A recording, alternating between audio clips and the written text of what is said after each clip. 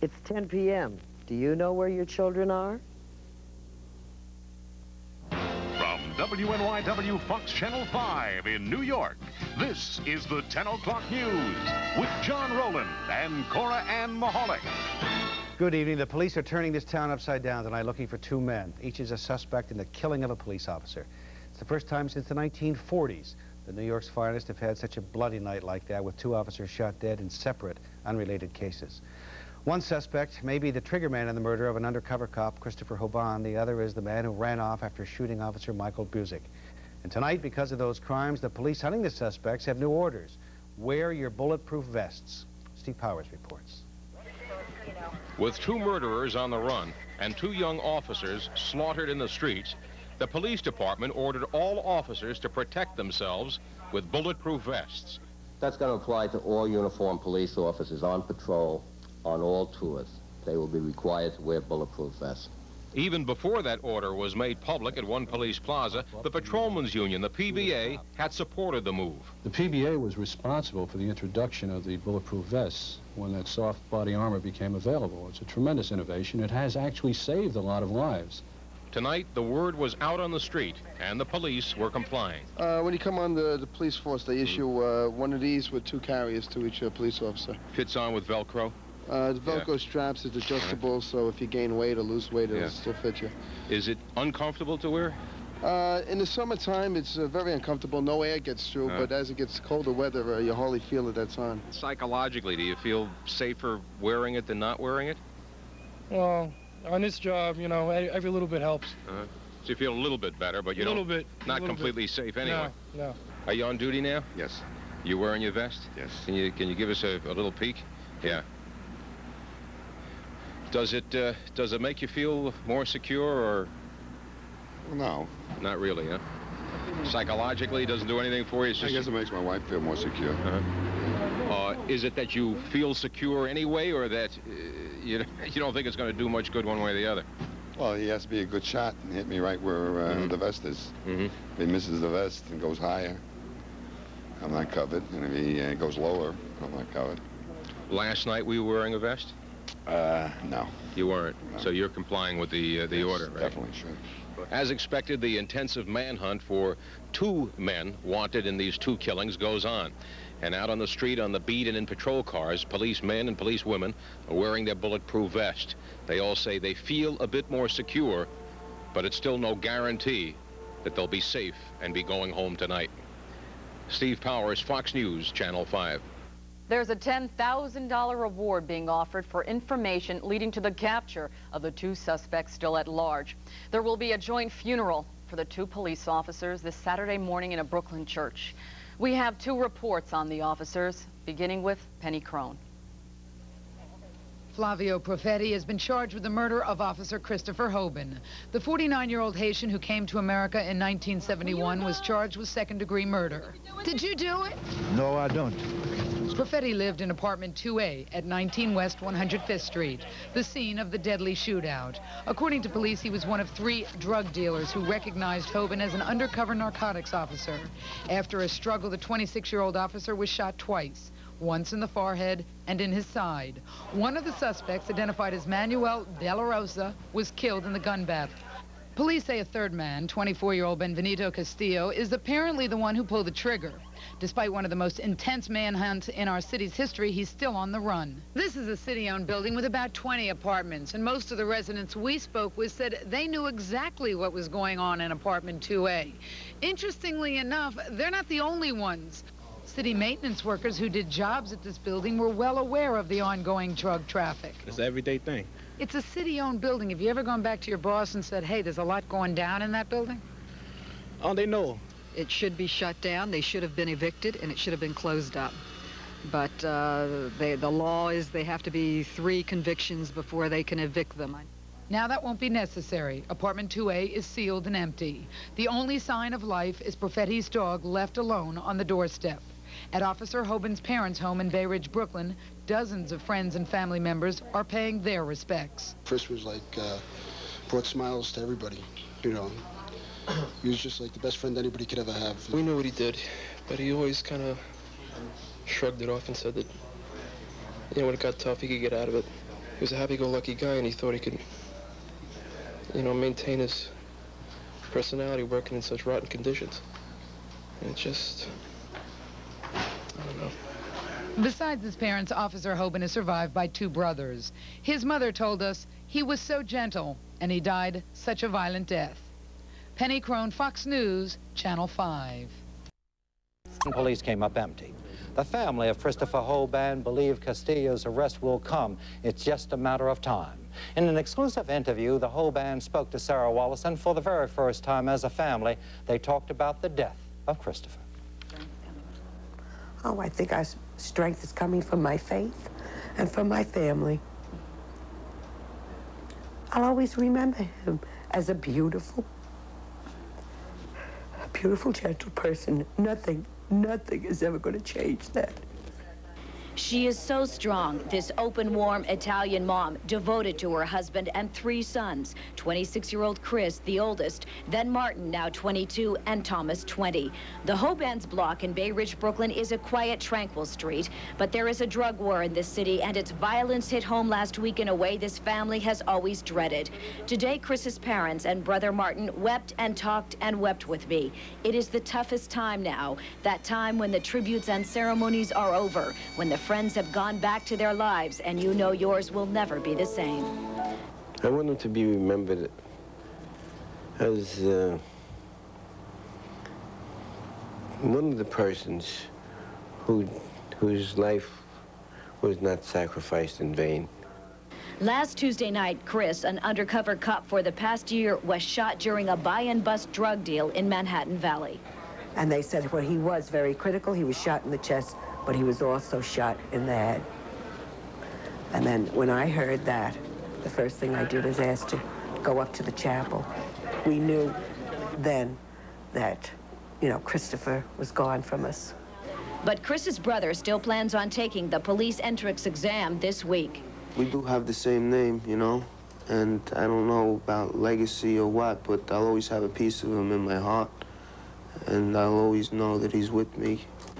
The cards and letters of support continue to pour into the Hoban home. And on Saturday, 12,000 police officers offered their personal support at a joint funeral honoring Chris and another fellow cop, Michael Busick, killed in a separate gunfight involving drugs. As a mother, my son could have been on the front page of the paper for some drug-related crime. And I would have been devastated, even then, as a mother, because I feel sorry for every junkie's mother in this world, mother and father. But at least I had the satisfaction of knowing my son at least died a hero. It's some consolation. It's not going to return him, but we can walk proudly. From Brooklyn, Sarah Wallace, Channel 7 Eyewitness News. We greatly appreciate the whole Castillo. Last night, they got the break they had been waiting for. New York City detectives developed information that Castillo was hiding out in Rio Piedras, Puerto Rico. Police learned Castillo took a train out of New York last Friday to Florida, where he flew to San Juan. They won't say where or with whom he was staying, but FBI agents caught up with him at 1:15 this afternoon.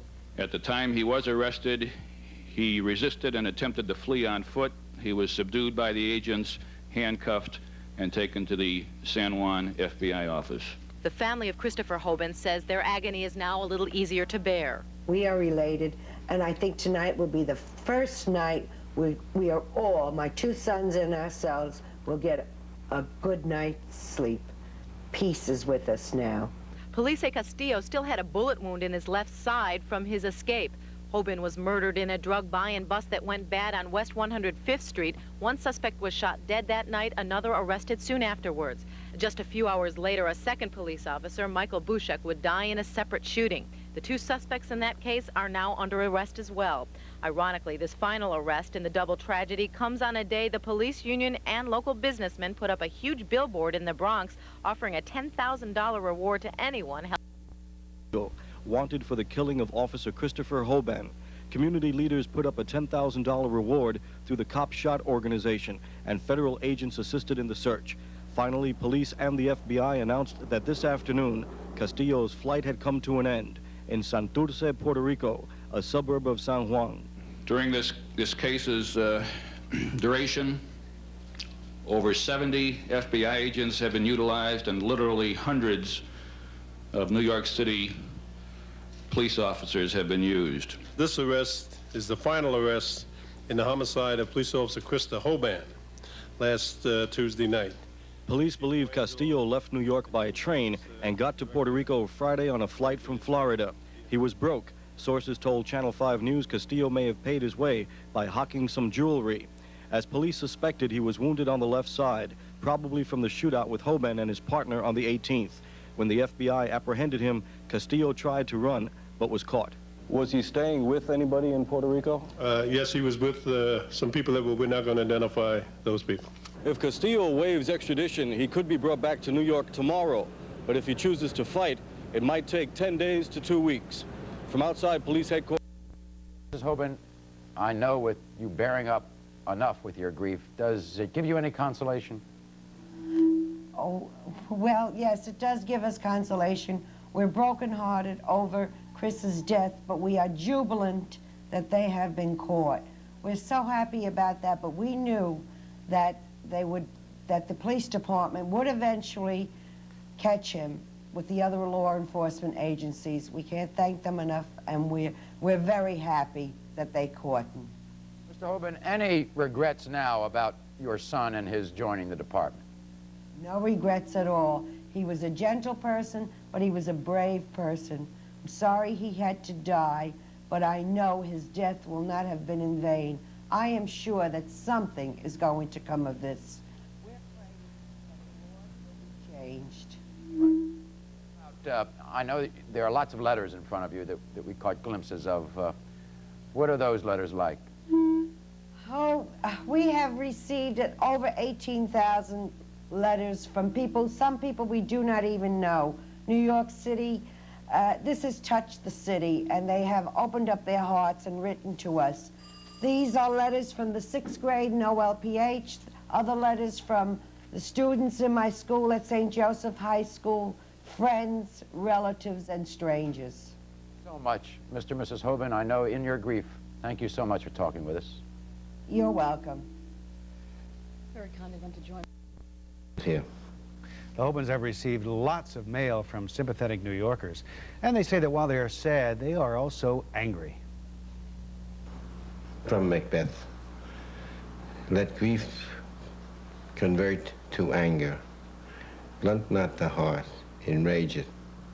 And I am enraged at drug users and drug pushers and drug manufacturers. Martin and Tina Hoban, they know they have to accept their son's death, but they are looking for justice. Corinne. Love and mercy. On the night the suspected triggerman in their son's murder was arrested in Puerto Rico, Tina and Martin Hoban said they're not seeking vengeance, only justice. Nothing can ever bring back Chris. If it's possible, I hope he's convicted. I hope he gets at least life imprisonment. That would be some justice. Tonight in the Bronx, a huge billboard was unveiled announcing a $10,000 bounty for the arrest of cop killers. The Hobans themselves believe so strongly in the police war against drug dealers that they are pleased their two younger sons want to continue the fight by taking the police exam this Saturday. That's what they want to do. We have not exerted any influence on them, but we will both walk very proud if they follow in their brother's footsteps. The Hobans' Bay Ridge, Brooklyn home is filled with gifts and letters from those who knew Chris and those who didn't. 18 shopping bags in all. One particularly poignant letter is from a 6th grader whose father is a cop. Everyone is probably telling you Chris is happy in heaven with God, and he wouldn't want to see you cry, but it's good to cry and let it out. Christopher will never really leave you. He will always be in your heart. And remember, the love of two parents and a child can never die. Sincerely, Sharon. McGee Hickey, News 4, Brooklyn. Hoban on the force just 4 years.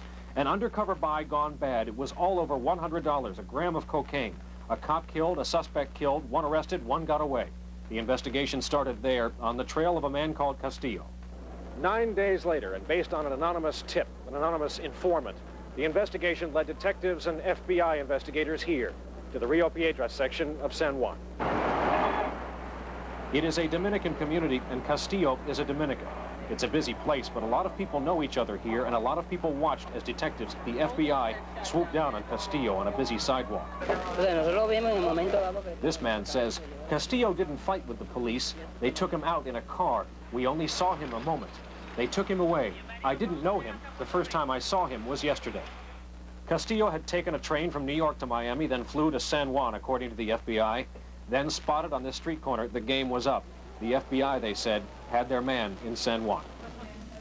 This can be described as a surgical strike by the FBI, seeing the exact area today in the city of San Juan where it happened. They got a call from an informant, we're told a good informant, an informant who had been right in the past. Your man is right here, it was said over the phone. They came in en masse in droves, and they came down and they got Castillo, the alleged trigger man in the killing of the cop. To repeat very briefly, a battery of tests, mental and physical, now awaiting Castillo. That's why it's all off for now. He may very well be coming to New York, but it may take 3 or 4 weeks, yes, as long as a month, before he comes back to New York to face prosecution, to face charges in the killing of Officer Christopher Hoban, a 4-year veteran of NYPD. And a reminder, we will have more from San Juan coming up on Channel 2 News at 11. For now, however, from Puerto Rico, back to the studio. Brian? Cop killer Castillo stay beyond the reach of police. Now, the charge against Pineda Ogando is hindering prosecution, but he allegedly drove Castillo around New York City and helped him find safe houses, places to stay, before Castillo fled New York.